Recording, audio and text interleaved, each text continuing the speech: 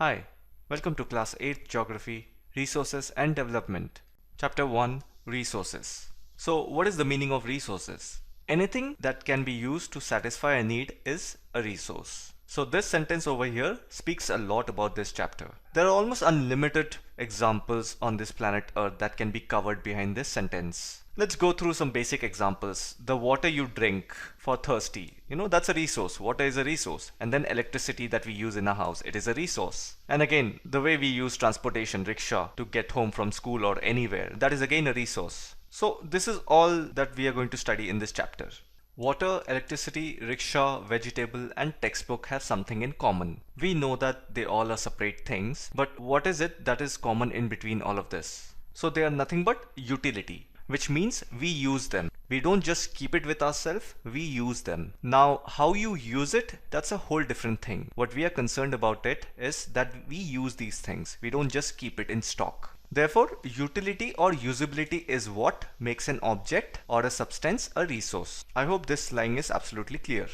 Now, the best question you can ask in this chapter is, how does something become a resource? What it means is, for example, if I give you electricity and you don't know how to use it, then how do you turn that into a resource? You go to school and colleges to learn, and you learn something. But if you are not told how to apply that knowledge, then how do you make that knowledge a resource? That is a big question. So to answer that question, always remember, things become resource only when they have a value. And believe it or not, all resources have some value. Because if you're paying for your education, there is absolutely a value associated in that knowledge. Otherwise, the teachers or the college wouldn't have rolled out that kind of syllabus or curriculum to be studied. If a certain amount of energy, money, or any kind of other effort has been put into something, then it automatically becomes something of value, because you don't want to waste time behind something which is not of any value. Therefore, value means worth. Now, as we said, all resources have some value, but some resources have economic value and some do not. The meaning of economic value is if it is useful to a country's economy, GDP. Because if you're not productive and not part of that big chain of making and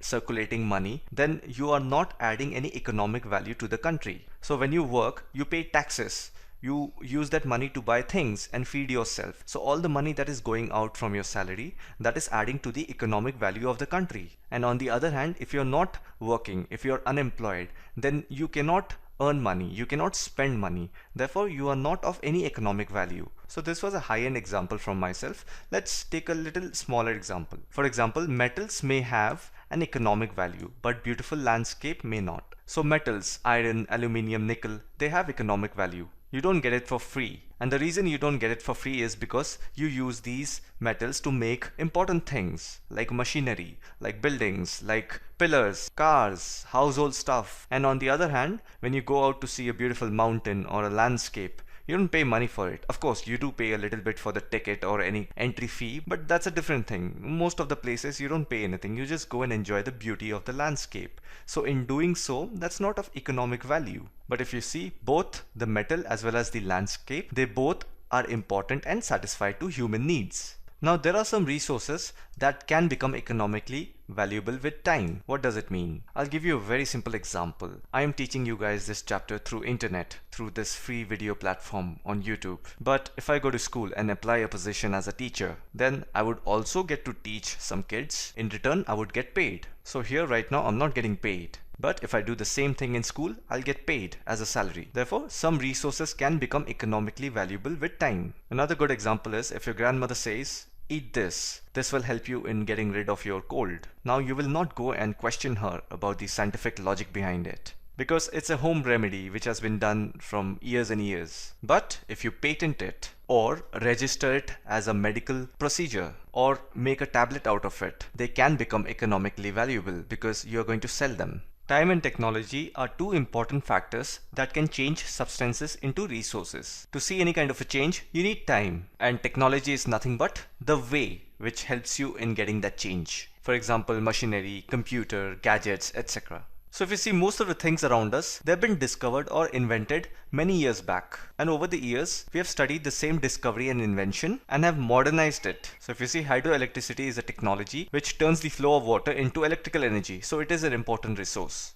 So resources are generally divided into natural, human-made and human. So don't get confused between human made and human, because human is we ourselves and human made is the things that we have made, and nature is natural. So let's read about natural resources. So by the name you can figure out that it is drawn from nature and we use it with a little bit of modification. As we have read earlier, it is of no use if you don't know how to apply the knowledge. With modification, we can use the resources that are provided by nature. So some of the natural resources are air, water, lakes, soil, minerals. They are all natural resources. So if you see, they are all for free. You don't need to pay anything for it. But there are a lot of other things which needs to be changed with the help of tools and technology for us to use it. So now natural resources are classified into different groups depending upon level of development and the use of origin, stock and distribution. So these are the simple factors on which we will classify some of the natural resources. So on the basis of development, we will distribute resources into two categories, that is actual resources and potential resources. So by the name you can figure out, by actual resources it means how much we have, how much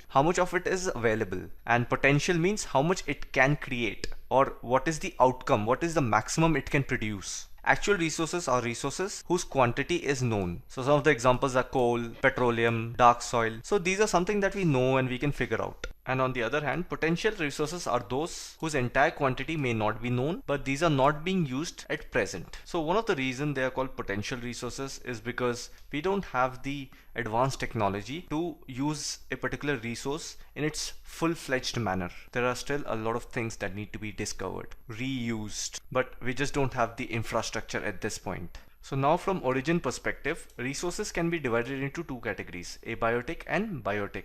It's simple, just remember, abiotic means non-living things and biotic means living things. So just an additional A, which means non-living things like soils, rock and minerals, they all fall under abiotic. But plants and animal, they all fall under biotic resources. Further, natural resources can be broadly categorized into renewable and non-renewable resources. I guess you know all about this. Renewable means which can be renewed again and again, and non-renewable is the opposite of it. So they can be renewed or replenished quickly. So some of the examples are solar and wind energy. On the other hand, non-renewable resources are the ones which are limited in stock. Yeah, once it's over, it may take thousands of years to be renewed.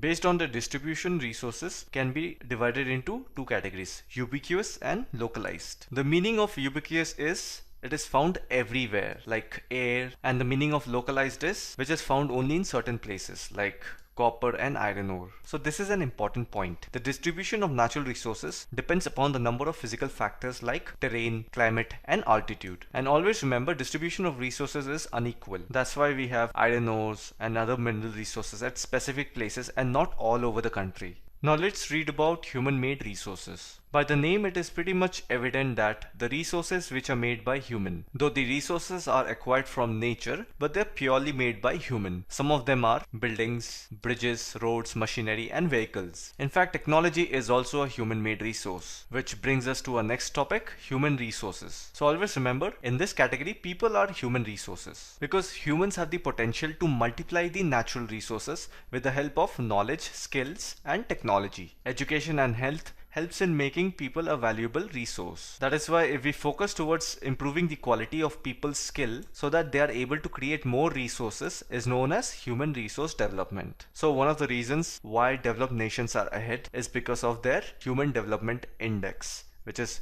pretty much high because their quality of skills that is given to people is much higher than other countries. Or in other words, we say they have a lot of opportunities to grow in life. After reading various types of resources, let's move on to conserving resources. How to protect resources and conserve them for our future. So using resources carefully and giving them time to get renewed is called resource conservation. And then balancing the need to use resources and also conserve them for future is called sustainable development. So if you see, sustainable development is dependent on resource conservation because you need to first preserve the resources and then only you can use it for future purposes. So some of the ways of conserving resources are recycling and reusing things. So in order to protect our environment, some of our duties are use renewable resources which are sustainable. We also need to conserve the diversity of life, that is protect the endangered species. We also need to cause minimal damage to the natural environment system, less cutting of trees. We need to preserve soil erosion as well.